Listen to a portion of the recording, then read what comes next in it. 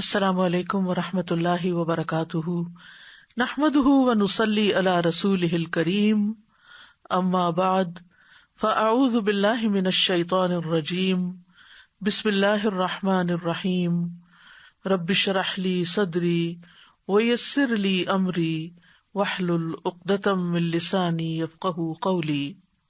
اعوذ باللہ من الشیطان الرجیم، بسم اللہ الرحمن الرحیم۔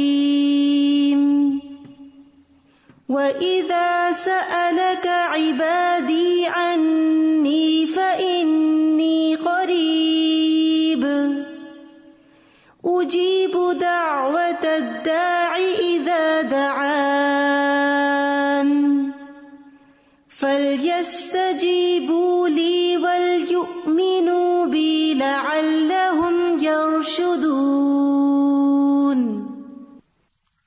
وَإِذَا سَأَلَكَ عِبَادِي عَنِّي فَإِنِّي قَرِيبٌ أُجِيبُ دَعْوَةَ الدَّاعِ إِذَا دَعَانِ فَلْيَسْتَجِيبُوا لِي وَلْيُؤْمِنُوا بِي لَعَلَّهُمْ يَرْشُدُونَ۔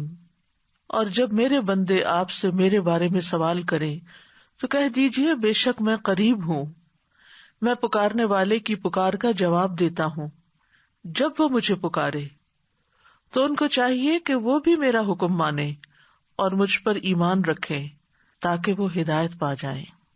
آج ہم نے دوسرے پارے سے سورۃ البقرہ کی آیت نمبر 186 کا انتخاب کیا ہے، جس سے ہمیں یہ پتہ چلتا ہے کہ اللہ سبحانہ وتعالی دعاؤں کا سننے والا ہے۔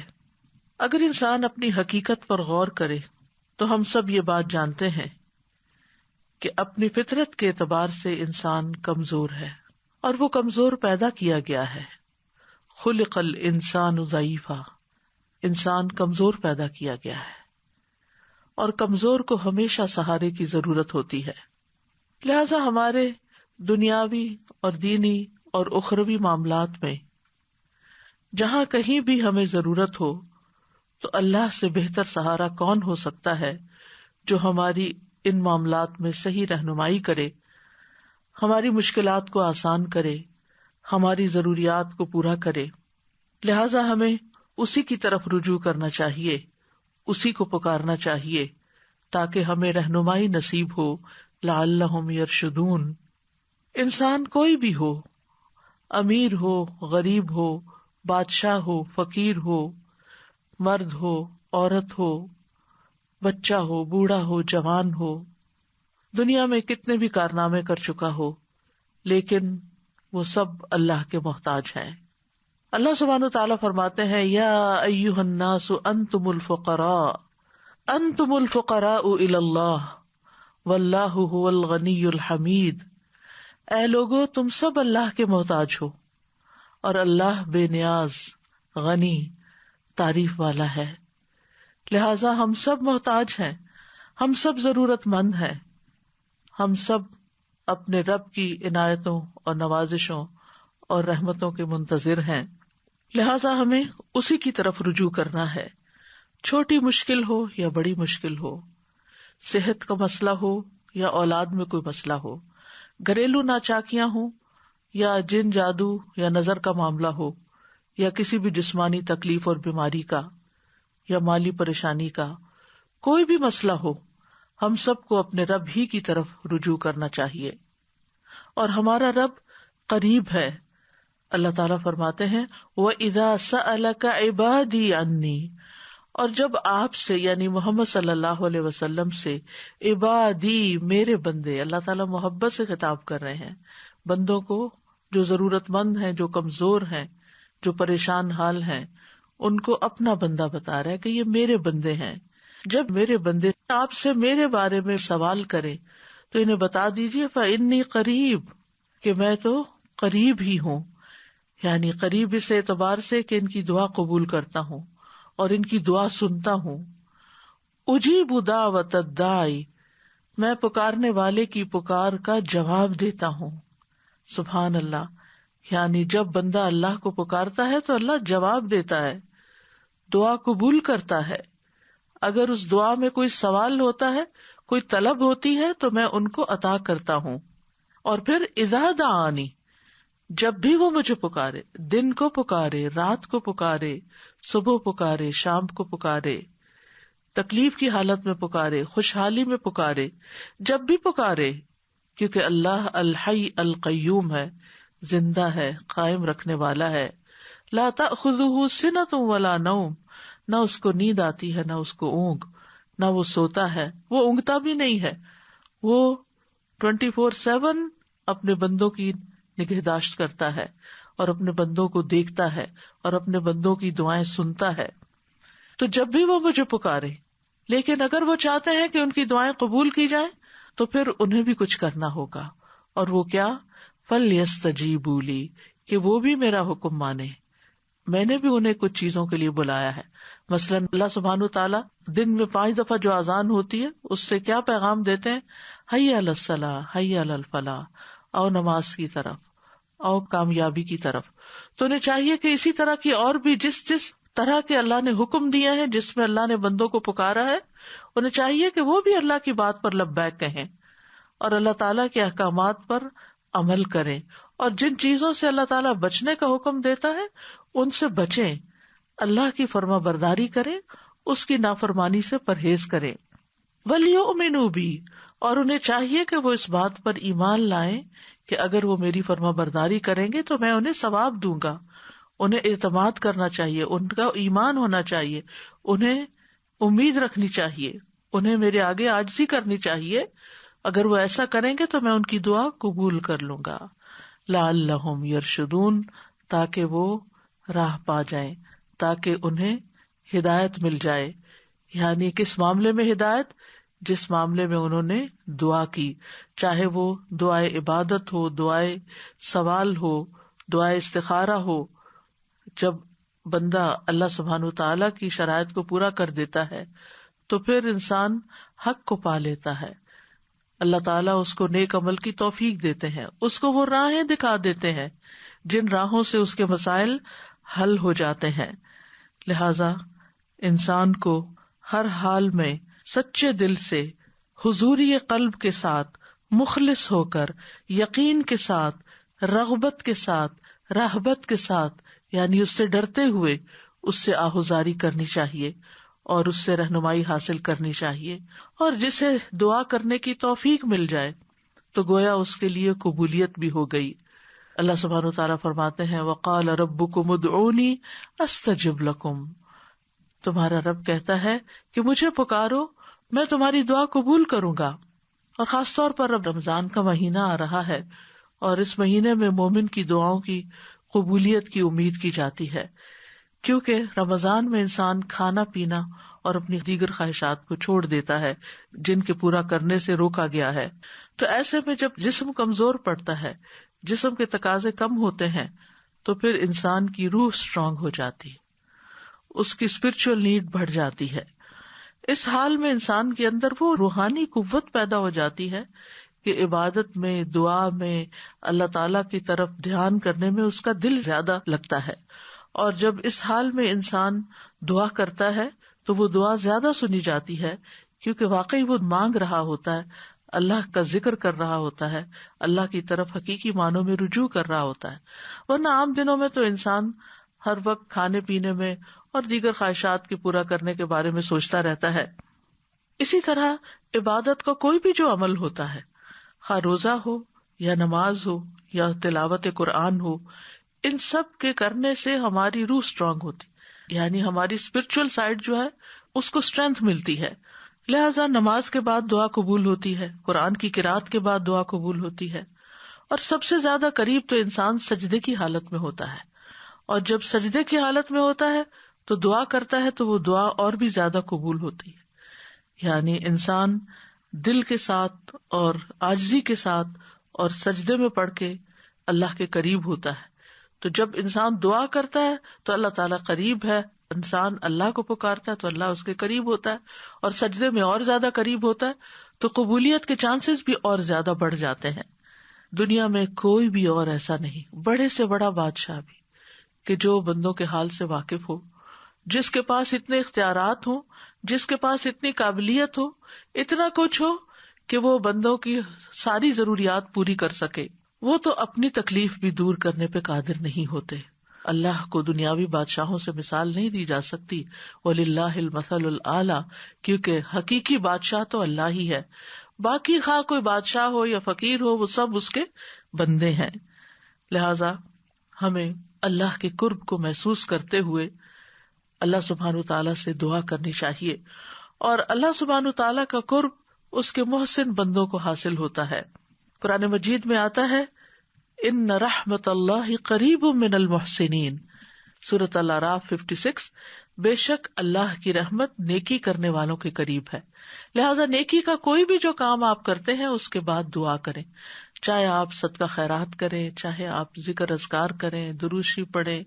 درود شریف تو خود ایک مکمل دعا ہے. اگر انسان کوئی بھی اور دعا نہ مانگے، صرف درود شریف ہی پڑھتا رہے تو اس کی ساری حاجات پوری ہو جاتی ہیں. اور خاص طور پر جب بندہ اللہ کو پکارتا ہے تو اللہ بندے کے قریب ہوتا ہے. ابو موسیٰ اشعری کہتے ہیں کہ ہم ایک سفر میں رسول اللہ صلی اللہ علیہ وسلم کے ساتھ تھے. جب ہم کسی وادی میں اترتے تو لا الہ الا اللہ اور اللہ اکبر کہتے اور ہماری آوازیں بلند ہو جاتی. تو نبی صلی اللہ علیہ وسلم نے فرمایا، اے لوگو اپنی جانوں پر رحم کرو، کیونکہ تم کسی بہرے یا غائب کو نہیں پکار رہے، وہ تو تمہارے ساتھ ہی ہے. بے شک وہ سننے والا اور تم سے بہت قریب ہے. اس کا نام برکتوں والا ہے اور اس کی عظمت بہت ہی بڑی ہے. لہٰذا ایسے رب کو پکار کر کبھی کوئی مایوس ہو سکتا ہے. زکریا علیہ السلام نے کہا تھا کہ وَلَمْ أَكُنْ بِدُعَائِكَ رَبِّ شَقِيًّا، کہ تجھ سے دعا مانگ کے تو اے رب میں کبھی نامراد ہوا ہی نہیں، میری تو ساری ہی قبول ہوئی. اور یہ حقیقت ہے کہ جب بندہ دعا کرتا ہے تو دعا قبول ہوتی ہے، چاہے وہ نیک ہو، اس کو مانتا ہو یا نہ مانتا ہو، وہ ہر ایک کی سنتا ہے. اور پھر وہ کس شکل میں قبول ہوتی، یا تو اس کو وہی چیز مل جاتی ہے جو اس نے مانگی ہوتی ہے، یا پھر اس جیسی کوئی تکلیف دور کر دی جاتی ہے، یعنی اس درجے کی، اور یا پھر قیامت کے دن کے لیے محفوظ کر دی جاتی ہے. اور وہاں جا کر تو بندہ یہ چاہے گا کہ کاش دنیا میں اس کی کوئی بھی دعا قبول نہ ہوتی اور آج ساری دعائیں حسنات کی شکل میں میزان کو بھاری کرنے والی بن جاتی. یاد رکھیے کہ جتنے خلوص کے ساتھ بندہ دعا کرتا ہے اتنی ہی تیزی کے ساتھ دعا اوپر اٹھتی ہے اور اتنی ہی تیزی کے ساتھ اللہ کی بارگاہ میں پہنچتی ہے. نبی صلی اللہ علیہ وسلم نے فرمایا، جس نے لا الہ الا اللہ وحدہ لا شریک لہ لہ الملک ولہ الحمد وہو علی کل شیء قدیر، اپنے دل سے خالص ہو کر زبان سے اس کی تصدیق کرتے ہوئے کہا تو اس کے لیے آسمان کے دروازے کھول دیے جاتے ہیں، حتیٰ کہ اللہ تعالیٰ زمین میں اس کے کہنے والے کی طرف دیکھتا ہے. جس کی طرف اللہ نے دیکھ لیا اس بندے کا یہ حق ہے کہ اس کا مطالبہ اس کو عطا کر دے. لہذا کمی ہمارے اندر ہوتی، ہمیں دعا کرنے کا ڈھنگ نہیں آتا، ہمیں مانگنا نہیں آتا، ہم پورے یقین سے نہیں مانگتے، ہمارے اندر وہ خلوص نہیں ہوتا، لہذا قبولیت بھی اس درجے کی نہیں ہوتی. یاد رکھیے تمام مخلوق اللہ سے مانگتی ہے اور اللہ سبحانہ تعالی ہر دن ایک نئی شان میں ہوتا ہے. سورۃ الرحمن میں اللہ تعالیٰ فرماتے ہیں یسألہ من فی السماوات والارض کل یوم ھو فی شأن، اسی سے مانگ رہے ہیں جو کوئی آسمانوں اور زمین میں ہے، ہر دن وہ ایک نئی شان میں. یعنی ایک دن اگر ایک دعا قبول نہیں ہوئی تو اگلے دن پھر مانگ لی جائے، پھر مانگ لی جائے، کیونکہ ہمارا رب قریب ہے، مجیب ہے. وقال ربکم ادعونی استجب لکم ان الذین یستکبرون عن عبادتی سیدخلون جہنم داخرین، اور تمہارے رب نے فرمایا مجھے پکارو میں تمہاری دعا قبول کروں گا، بے شک وہ لوگ جو میری عبادت سے تکبر کرتے ہیں ان قریب ذلیل ہو کر جہنم میں داخل ہوں گے. تو یہاں دعا کو عبادت کہا گیا ہے. اگرچہ ہماری ضرورت ہوتی ہے تو ہم اللہ کو پکارتے ہیں، لیکن یہ پکارنا بھی ایک عبادت بن جاتا ہے اور اس پر بھی انسان اجر پاتا ہے. اور یاد رکھیے وہ بہترین قبولیت بخشنے والا ہے. قرآن و حدیث میں دعاؤں کی قبولیت کی بے شمار مثالیں ملتی ہیں کہ ہمارا رب ناممکن کو ممکن بنا دینے والا ہے. ہم دیکھتے ہیں کہ نوح علیہ السلام نے اللہ تعالیٰ کو پکارا تو اللہ تعالیٰ نے ان کی دعا قبول کر لی. وَلَقَدْ نَادَانَا نُوحٌ فَلَنِعْمَ الْمُجِيبُونَ، سورۃ الصافات میں آتا ہے، اور بلا شبہ نوح نے ہمیں پکارا تو یقیناً ہم کتنے اچھے قبول کرنے والے، یعنی ان کی دعا ہم نے قبول کر لی. ایک دوسری جگہ پر آتا ہے سورۃ الانبیاء میں، وَنُوحًا إِذْ نَادَىٰ مِن قَبْلُ فَاسْتَجَبْنَا لَهُ فَنَجَّيْنَاهُ وَأَهْلَهُ مِنَ الْكَرْبِ الْعَظِيمِ. اور نوح کو بھی جب اس نے اس سے پہلے پکارا تو ہم نے اس کی دعا قبول کر لی، پھر اسے اور اس کے گھر والوں کو بہت بڑی گھبراہٹ سے بچا لیا. جب شیطان ہمارے دل میں مایوسی ڈالے کہ تمہاری نہیں سنی جائے گی، تمہاری نہیں قبول ہوگی، پتہ نہیں قبول ہوگی بھی یا نہیں، تو فوراً سوچا کرے کہ نوح علیہ السلام کی تو اللہ نے قبول کر لی تھی، وہ ضرور میری بھی دعا قبول کر لے گا. یونس علیہ السلام نے مچھلی کے پیٹ میں اللہ کو پکارا تھا، فنادى في الظلمات الا اله الا انت سبحانك انی كنت من الظالمین فاستجبنا له ونجيناه من الغم وكذلك ننجي المؤمنین. تو اس نے اندھیروں میں پکارا کہ تیرے سوا کوئی معبود نہیں، تو پاک ہے، یقیناً میں ظلم کرنے والوں میں سے ہو گیا ہوں. تو ہم نے اس کی دعا قبول کر لی اور اسے غم سے نجات دی. اور اسی طرح ہم ایمان والوں کو نجات دیتے، یعنی باقی ایمان والے بھی اگر یونس علیہ السلام کے نقش قدم پر چلتے ہوئے اللہ سے دعا کریں اور اپنے قصور کا اعتراف کریں تو اللہ تعالیٰ ضرور ان کی بھی سنے گا. ایوب علیہ السلام نے اللہ کو پکارا، اللہ نے ان کی دعا قبول کر لی. وَأَيُّوبَ إِذْ نَادَىٰ رَبَّهُ أَنِّي مَسَّنِيَ الضُّرُّ وَأَنْتَ أَرْحَمُ الرَّاحِمِينَ فَاسْتَجَبْنَا لَهُ فَكَشَفْنَا مَا بِهِ مِنْ ضُرٍّ وَآتَيْنَاهُ أَهْلَهُ وَمِثْلَهُمْ مَعَهُمْ رَحْمَةً مِّنْ عِنْدِنَا وَذِكْرَىٰ لِلْعَابِدِينَ. اور ایوب جب اس نے اپنے رب کو پکارا کہ بے شک مجھے تکلیف پہنچی ہے اور تو رحم کرنے والوں میں سب سے زیادہ رحم کرنے والا ہے، تو ہم نے اس کی دعا قبول کر لی. مانگنے کا کتنا خوبصورت انداز ہے. بس اسے جو بھی تکلیف تھی دور کر دی، اور اسے اور اس کے گھر والے اور ان کے ساتھ ان کی مثل اور عطا کر دیے اپنے پاس سے رحمت کے لیے اور ان لوگوں کی یاد دہانی کے لیے جو عبادت کرنے والے ہیں. یعنی جو باقی دعائیں کرنے والے ہیں ان کے لیے بھی ایک ریمائنڈر ہے کس طرح دعا کی جاتی ہے اور کیسے وہ قبول ہوتی ہے اور کیسے مشکلات آسان ہوتی ہیں. اس لیے اس رب سے مایوس ہونے کی ضرورت نہیں. یوسف علیہ السلام نے اللہ تعالیٰ کو پکارا تھا، اللہ تعالیٰ نے ان کی دعا قبول کر لی. قال رب السجن احب الی مما یدوننی الیہ والا تصرف عنی کیدہن اصب الیہن واکن من الجاہلین فاستجاب له ربہ فصرف عنہ کیدہن انہ هو السمیع العلیم.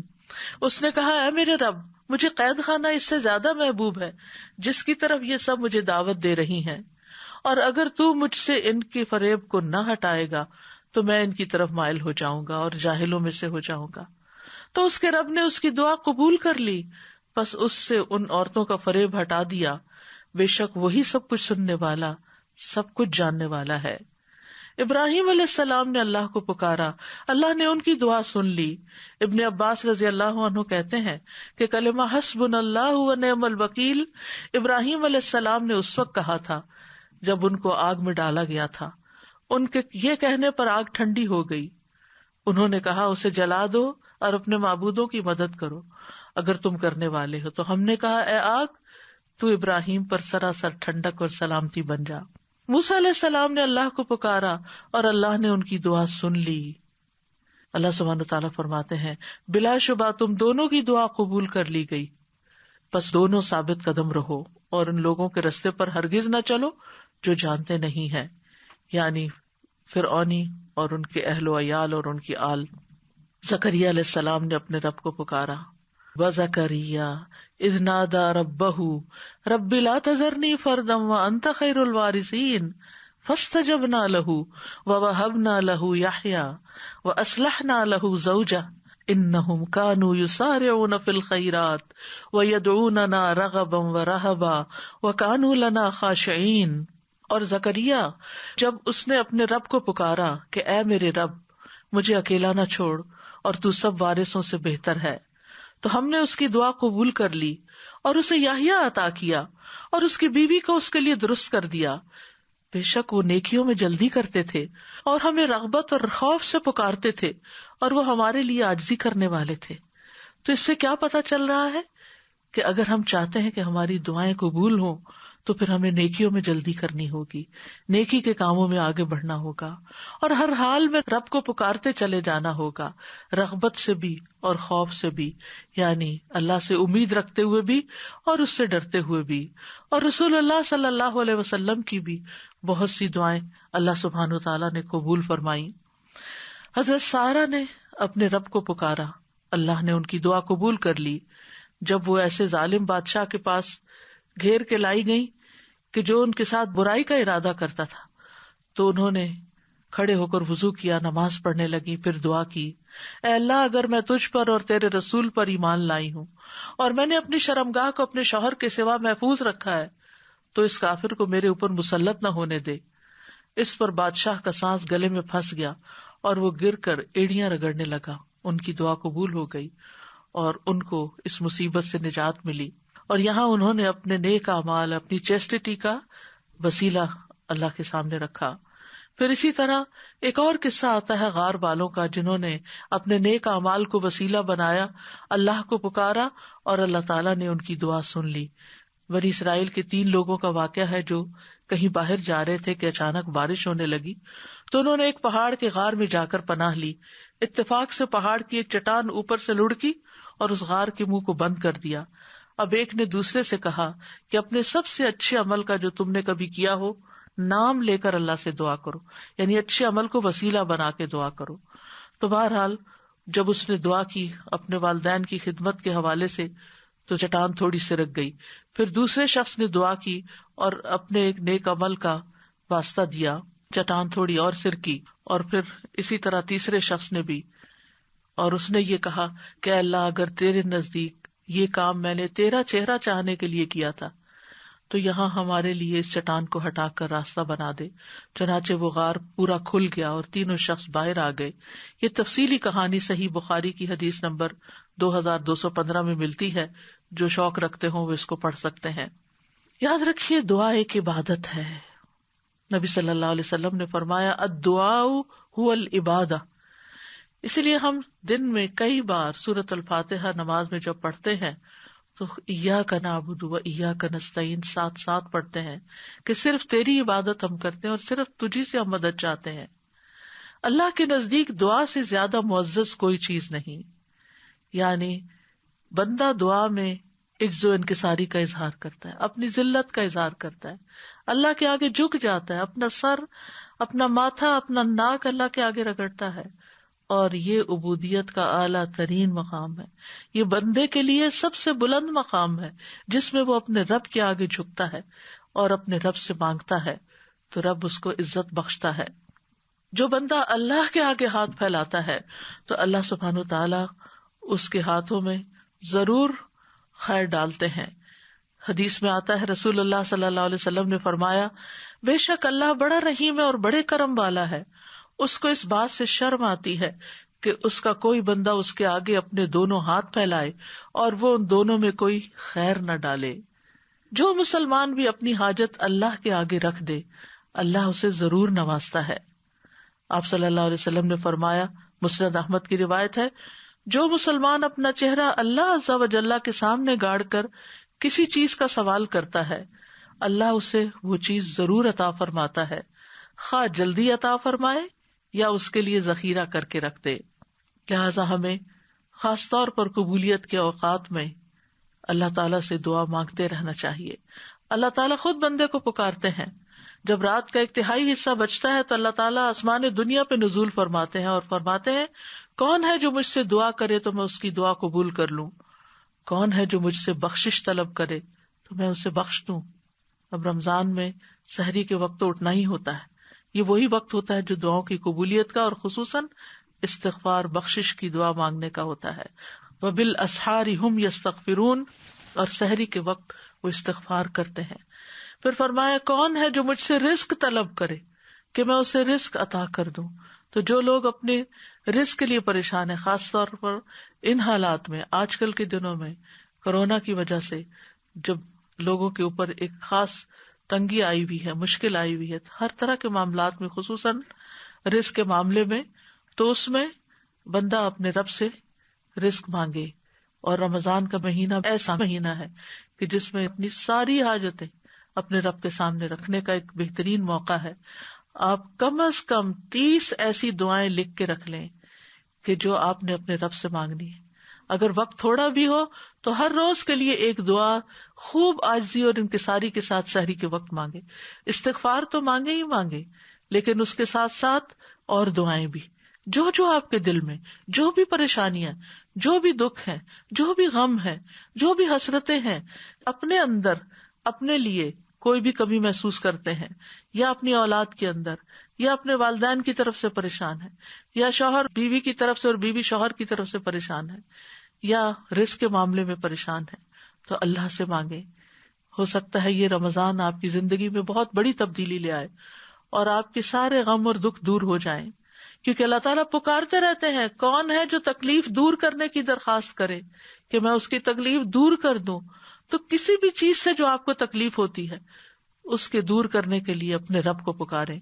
حدیث میں آتا ہے یہ اعلان طلوع فجر تک ہوتا رہتا ہے، یعنی جب تک فجر کی اذان نہیں ہوتی تو اللہ تعالیٰ آپ کو پکارتے رہتے ہیں. تو اللہ نے دعا مانگنے کا حکم دیا ہے اور قبولیت کا وعدہ کیا ہے، لہذا قبولیت کے لیے اللہ کو پکارتے رہنا چاہیے. کیونکہ شیطان انسان کے دل میں وسوسہ ڈالتا ہے تم تو بہت گناہ گار ہو، تمہاری کہاں سنی جائے گی. یاد رکھیے اللہ تعالیٰ گناہ گاروں کی بھی سنتا ہے. حدیث میں آتا ہے مظلوم کی دعا قبول کی جاتی ہے اگرچہ وہ گناہ گار ہو، پس اس کا گناہ اس کے نفس پر ہے. سفیان بن عیینہ کہتے ہیں کہ دعا کرنے کو ترک نہ کرو کسی بھی حال میں، بڑے سے بڑا جرم کیا، بڑے سے بڑا قصور کیا، لیکن اللہ سے مایوس نہ ہو. وہ کہتے ہیں اور تم اپنے نفسوں کے بارے میں جو کچھ جانتے ہو وہ چیز تمہیں دعا مانگنے سے نہ روکے، کیونکہ بلیل انسان علی نفسہ بصیرہ، انسان اپنے بارے میں اپنے آپ کو خوب جانتا ہے، خوب آگاہ ہے. بس اللہ نے تو ابلیس کی بھی دعا قبول فرمائی، حالانکہ وہ تمام مخلوقات سے بدتر ہے.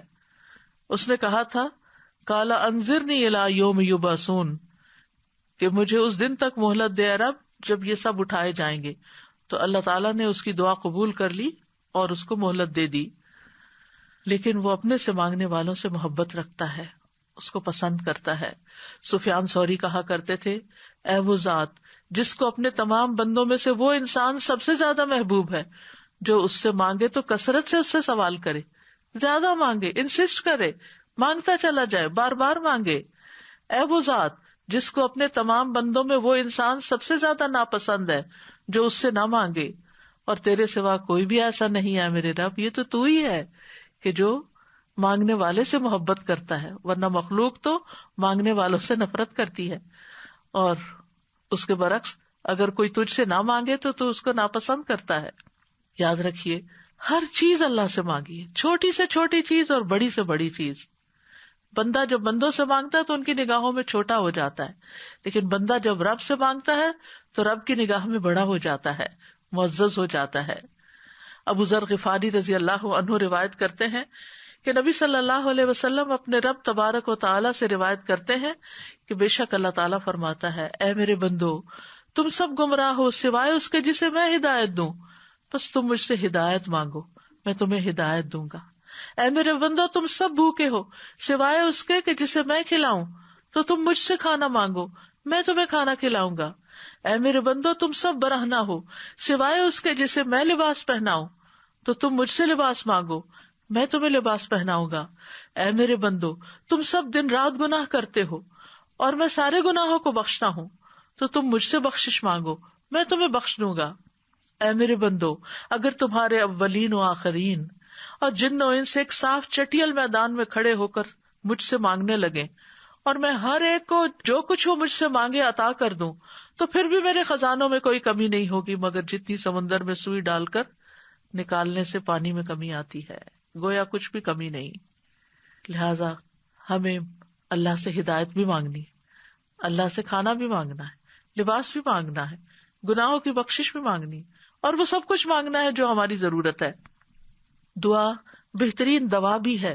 ابن قیم کہتے ہیں دعا سب دواؤں سے زیادہ نفع بخش ہے. سب دواؤں سے زیادہ. یعنی آپ دوا کھا بھی لیں لیکن اگر اس کے ساتھ آپ دعا کریں گے تو دعا کی وجہ سے وہ دوا بھی زیادہ بہتر کام کرے گی. اور یہ مصائب و مشکلات کی دشمن ہے. یہ تکلیف کو دور کرتی ہے اور اس کا علاج کرتی ہے. تکلیف نازل ہونے کو روکتی ہے, اسے ختم کر دیتی ہے, یا جب وہ تکلیف نازل ہوتی ہے تو دعا اسے کم کر دیتی ہے. اور دعا مومن کا ہتھیار ہے. عمر بن خطاب کہا کرتے تھے, میں دعا کی قبولیت کے بارے میں پریشان نہیں ہوتا بلکہ میں دعا کے بارے میں پریشان ہوتا ہوں. تو جب تمہارے دل میں دعا مانگنے کا خیال ڈال دیا جاتا ہے تو دعا کی قبولیت ساتھ ہی ہو جاتی ہے.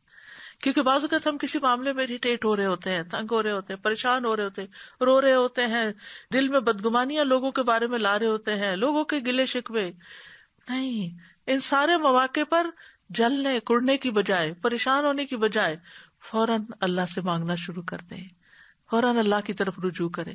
اللہ تعالیٰ ایسی کیفیات ہمارے اوپر لاتے ہی اس لیے تاکہ ہم اس کی طرف رجوع کریں, کیونکہ ہم خوشحالی میں تو کم ہی یاد کرتے ہیں, لیکن افسوس یہ کہ ہم تو بدحالی میں بھی اللہ کو یاد کرنا بھول جاتے ہیں. بندوں سے توقع رکھتے ہیں لیکن بندے مایوس کرتے ہیں, اور انسان ہیں بھی کمزور. ہم سب محتاج ہیں اللہ کے, دینے والا تو وہی ہے, لہذا اس سے مانگے, وہ اللہ اپنے بندوں کے دل میں آپ کی مدد کا خیال ڈال دے گا. پھر یاد رکھیے کہ دعا صرف ایک دفعہ مانگ کے یہ نہیں کہنا چاہیے کہ میری تو قبول نہیں ہوئی, تکرار سے مانگتے چلے جائیں. ابو درداء کہا کرتے تھے کہ دعا مانگنے میں زور صرف کرو, زور لگاؤ, کیونکہ جو کثرت سے دروازہ کھٹکھٹاتا ہے قریب ہے کہ اس کے لیے دروازہ کھول دیا جائے, اور جو اللہ سے نہیں مانگتا اللہ اس سے ناراض ہو جاتا ہے. اور یاد رکھیے دعا مانگ کے مایوس بھی نہیں ہونا چاہیے, کیونکہ اللہ کی رحمت سے مایوسی کبیرہ گناہوں میں شامل ہے, اور بندوں کی مایوسی پہ رب مسکراتا ہے. نبی صلی اللہ علیہ وسلم نے فرمایا, ہمارا رب اپنے بندوں کی مایوسی پر ہنستا ہے, حالانکہ حالات کی تبدیلی قریب ہوتی ہے. ابو رزین نے عرض کیا, اے اللہ کے رسول, کیا رب بھی ہنستا ہے؟ آپ نے فرمایا, ہاں. میں نے عرض کیا, جو رب ہنستا ہے ہم اس کے ہاں خیر و بھلائی کو مفقود نہیں پا سکتے, یعنی وہاں سے تو خیر و بھلائی ملے گی ہی ملے گی.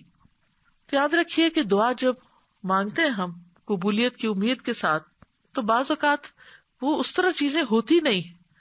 تو اس کے کچھ درجے ہیں. کبھی تو انسان کو وہ چیز ویسے ہی مل جاتی ہے, کبھی آخرت کے لیے ذخیرہ بنا دی جاتی ہے, کبھی گناہوں کا کفارہ ادا ہو جاتا ہے. انسان مایوس نہ ہو, کیونکہ اللہ تعالیٰ سننے والا ہے.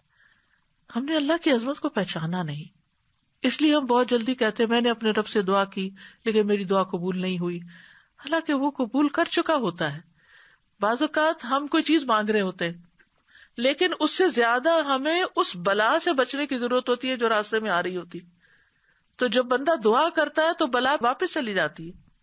دعا جو ہے وہ قضا کو بھی بدل دیتی, تقدیر کو بھی بدل دیتی ہے, قضا کو بھی رد کر دیتی. ایک مصیبت آنے والی ہوتی, ایک آفت آپ کے راستے میں ہوتی ہے کہ اتنے میں آپ کسی اور چیز کے لیے دعا کرنا شروع کر دیتے, تو آپ کا رب آپ کو وہ چیز دینے کی بجائے آپ کی وہ آنے والی مصیبت ٹال دیتا ہے.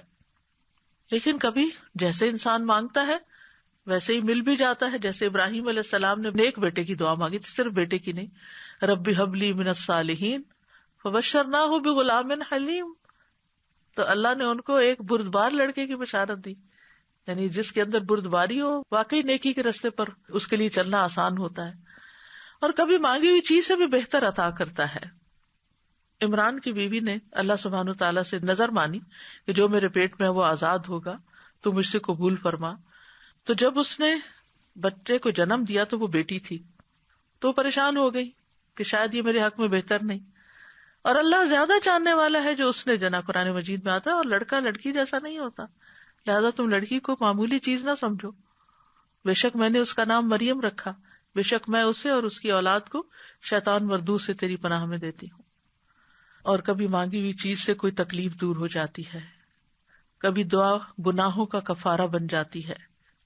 یہ یاد رکھیے کہ اللہ اپنے بندوں کی دعا قبول ضرور کرتا ہے, لیکن ہمیں مانگنے کے آداب بھی معلوم ہونے چاہیے. اخلاص اور پوری توجہ سے دعا کریں, قبولیت کے یقین کے ساتھ دعا کریں. یوں نہیں کہنا چاہیے اللہ اگر تو چاہے تو میری بخشش کر دے, چاہے تو مجھ پہ رحم کر, چاہے تو مجھے روزی دے, بلکہ پختگی کے ساتھ سوال کرنا چاہیے، کیونکہ اللہ جو چاہتا ہے وہ کرتا ہے، اس پہ کوئی جبر کرنے والا نہیں ہے۔ پھر خشوع و خضوع اور عاجزی کے ساتھ دعا کرنی چاہیے، کیونکہ اللہ تعالیٰ غافل اور لہو و لعب میں مشغول دل کی دعا قبول نہیں کرتا۔ آج کل کے بعض اوقات ہم موبائل پہ میسیجز چیک کرتے رہتے ہیں اور ساتھ استغفر اللہ کہہ دیتے ہیں اور دل کہیں کا کہیں ہوتا ہے۔ ٹھیک ہے، زبان پہ کوئی نہ کوئی ذکر آپ جاری رکھیں، کوئی بھی کام کرتے ہوں، لیکن جو آپ کی حاجات ہیں، ضروریات ہیں، جو مانگنے کی چیزیں ہیں، ان کو دل لگا کے مانگیں۔ قرآن مجید میں آتا ہے ادعوا ربکم تضرعا وخفیا انہ لا یحب المعتدین، اپنے رب کو گڑ گڑا کر اور خفیہ طور پر پکارو، چپ کے دل میں، بے شک وہ حد سے بڑھنے والوں سے محبت نہیں کرتا۔ اور یہ بھی ایک حقیقت ہے کہ آپ نے کئی دفعہ اپنی زندگی میں دیکھا ہوگا کہ ادھر آپ کے دل میں کسی چیز کا خیال آتا ہے، حسرت آتی ہے، آپ کا دل چاہتا ہے، اور ادھر سے وہ آپ کی خواہش پوری ہو جاتی ہے۔ تو یہ کس نے پوری کی؟ یہ کس کو پتا تھا کہ آپ کے دل میں کیا خیال اٹھا، کیا طلب پیدا ہوئی؟ یہ صرف رب کو پتا تھا، آپ نے تو ابھی مانگا بھی نہیں تھا۔ وہ تو دل کی سنتا ہے، جو دلوں کے خیالات ہیں ان کو بھی جانتا ہے، صرف آپ نے تمنا ہی ابھی کی تھی تو اللہ نے وہ بھی پوری کر دی۔ پھر اسی طرح باوضو ہو کر دعا کریں، یعنی جب آپ خاص طور پر چاہیں کہ قبولیت ہو۔ اس کے بارے میں آتا ہے کہ ابو عامر رضی اللہ عنہ جب شہید ہوئے تو ابو موسیٰ اشعری رضی اللہ عنہ نے آ کر نبی صلی اللہ علیہ وسلم کو خبر دی اور کہا کہ ابو عامر نے کہا تھا کہ آپ صلی اللہ علیہ وسلم سے کہنا کہ میرے لیے استغفار کریں۔ آپ نے پانی طلب فرمایا اور وضو کیا، پھر ہاتھ اٹھا کر دعا کی، اے اللہ عبید ابو عامر کی مغفرت فرما دے۔ تو ہم بھی اپنے فوت شدہ عزیزوں اور رشتے داروں کے لیے اس طرح کی دعا کر سکتے ہیں کہ ہاتھ اٹھا کر، نام لے کر، کیونکہ آپ نے نام لے کر ان کے لیے دعا کی۔ پھر اسی طرح اگر ہم چاہتے ہیں کہ ہماری دعائیں قبول ہوں تو ہمیں حلال روزی کا اہتمام کرنا چاہیے، کیونکہ حرام جو ہے وہ دعاؤں کی قبولیت کے راستے میں رکاوٹ بنتا ہے۔ حمد و ثنا اور درود پڑھ کے دعا کرنی چاہیے۔ حدیث میں آتا ہے، عبداللہ کہتے ہیں کہ میں نماز پڑھ رہا تھا اور نبی صلی اللہ علیہ وسلم موجود تھے، ابو بکر اور عمر رضی اللہ عنہ بھی آپ کے ساتھ تھے۔ جب میں تشہد میں بیٹھا تو پہلے میں نے اللہ کی تعریف بیان کی، پھر نبی صلی اللہ علیہ وسلم پر درود بھیجا، پھر اپنے لیے دعا کی۔ تو نبی صلی اللہ علیہ وسلم نے فرمایا، مانگو تمہیں دیا جائے گا، مانگو تمہیں دیا جائے گا۔ یعنی جب کوئی اللہ کی تعریف کرنے کے بعد، درود شریف پڑھنے کے بعد دعا کرتا ہے تو اس دعا کی قبولیت کے چانسز زیادہ ہو جاتے ہیں۔ اسی طرح آپ صلی اللہ علیہ وسلم جامع کلمات کے ساتھ دعا کرتے تھے، تکرار اور اصرار کے ساتھ دعا کرتے تھے۔ اسی طرح ہمیں اپنے گناہوں کا اعتراف کرتے ہوئے دعا کرنی چاہیے۔ نبی صلی اللہ علیہ وسلم نے فرمایا، ایک بندے نے بہت گناہ کیے اور کہا، اے میرے رب میں تیرا ہی گناہ گار بندہ ہوں، تو مجھے بخش دے۔ اللہ رب العزت نے فرمایا، میرا بندہ جانتا ہے کہ اس کا ضرور کوئی رب ہے جو گناہ معاف کرتا ہے اور گناہ کی وجہ سے سزا بھی دیتا ہے، میں نے اپنے بندے کو بخش دیا۔ پھر اسی طرح اسماء حسنی کو وسیلہ بنا کر دعا کریں، وَلِلَّهِ الْأَسْمَاءُ الْحُسْنَى فَادْعُوهُ بِهَا، اور سب سے اچھے نام اللہ ہی کے ہیں، سو اسے ان کے ساتھ پکارو۔ اللہ تعالیٰ کے نام یا رحمان، یا رحیم، یا ذل جلال والاکرام، ایک حدیث میں آتا ہے کہ کثرت سے اس نام کو پڑھو، یا ذل جلال والاکرام، یا ذل جلال والاکرام، یا ذل جلال والاکرام۔ اسی طرح یا حی یا قیوم برحمتک استغیث، یا من بیدہ ملکوت السماوات والارض، یا من هو علی کل شیء قدیر، یا شافی، یا رحمان، یا رحیم۔ یعنی جو بھی آپ کو اللہ کے نام یاد ہیں ان سب ناموں کے ساتھ آپ دعا کریں۔ پھر اسی طرح ربنا کہہ کے جب انسان اپنے رب کو پکارتا ہے تو وہ دعا بھی قبول ہوتی ہے۔ ابو درداء کہتے ہیں، اللہ مومنوں پر رحم فرمائے، وہ مسلسل یہی کہتے رہتے ہیں ربنا ربنا، یہاں تک کہ ان کی دعا قبول کر لی جاتی ہے۔ اسی طرح کچھ ایسے لوگ ہوتے ہیں جن کی دعا رد نہیں ہوتی، جیسے مظلوم ہیں، مسافر ہیں، والد ہیں، اولاد جو اپنے والدین کے لیے دعا کرتی ہے۔ نبی صلی اللہ علیہ وسلم نے فرمایا، جنت میں آدمی کا درجہ بلند کر دیا جاتا ہے تو وہ عرض کرتا ہے، یہ کیسے ہوا؟ اسے کہا جاتا ہے کہ تمہاری اولاد تمہارے حق میں جو استغفار کر رہی تھی اس کی وجہ سے۔ اسی طرح روزہ دار کی دعا افطاری کے وقت، مجاہد اور حج اور عمرہ کرنے والا اللہ کے راستے میں ہوتے ہیں، وہ اللہ سے دعا کرتے ہیں تو ان کی دعا قبول ہوتی ہے۔ اللہ کا کثرت سے ذکر کرنے والا عادل حکمران، ان کی دعا رد نہیں ہوتی۔ کسی کی غیر موجودگی میں اس کے لیے دعا مانگنے والا. آپ نے فرمایا جو مسلمان اپنے مسلمان بھائی کے لیے پیٹھ پیچھے دعا کرتا ہے تو فرشتہ کہتا ہے تیرے لیے بھی اس کی مثل ہو.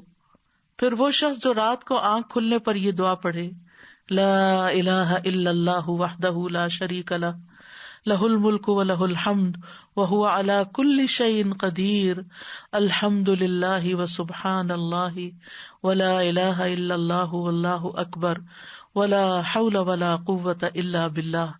پھر یوں کہے اللہم اغفر لی، یا کوئی اور دعا کرے تو اس کی دعا قبول ہوتی ہے. پھر اگر اس نے وضو کیا اور نماز پڑھی تو نماز بھی قبول ہو جاتی ہے. پھر اسی طرح وضو کر کے اللہ کا ذکر کر کے سونے والے کی دعا قبول ہوتی ہے، یعنی رات کو. فرمایا کوئی مسلمان ایسا نہیں کہ وہ اللہ کے ذکر کے ساتھ باوضو رات گزارے اور رات کو جاگ جائے اور اللہ سے دنیا اور آخرت کی پناہ مانگے تو اللہ تعالیٰ اسے ضرور دیتے ہیں. کچھ ایسے لوگ بھی ہیں جن کی دعا قبول نہیں ہوتی، جو دعا میں مخلص نہ ہو، جو نیکی کا حکم نہ دیں اور برائی سے نہ روکیں، زنا کرنے والے، ناسمجھ کو مال اور اختیار دینے والے. اور ہمیں اللہ تعالیٰ سے دعائیں کرتے رہنا چاہیے، اپنی زبان میں بھی کرنا چاہیے اور پھر اللہ سبحانہ وتعالیٰ کے اسماء اعظم کے ساتھ بھی، اور ایسی دعا سے پناہ مانگنی چاہیے جو قبول نہ ہو. رسول اللہ صلی اللہ علیہ وسلم یہ دعا مانگا کرتے تھے اللہم انی اعوذ بک من علم لا ینفع ومن قلب لا یخشع ومن نفس لا تشبع ومن دعوت لا یستجاب لہا.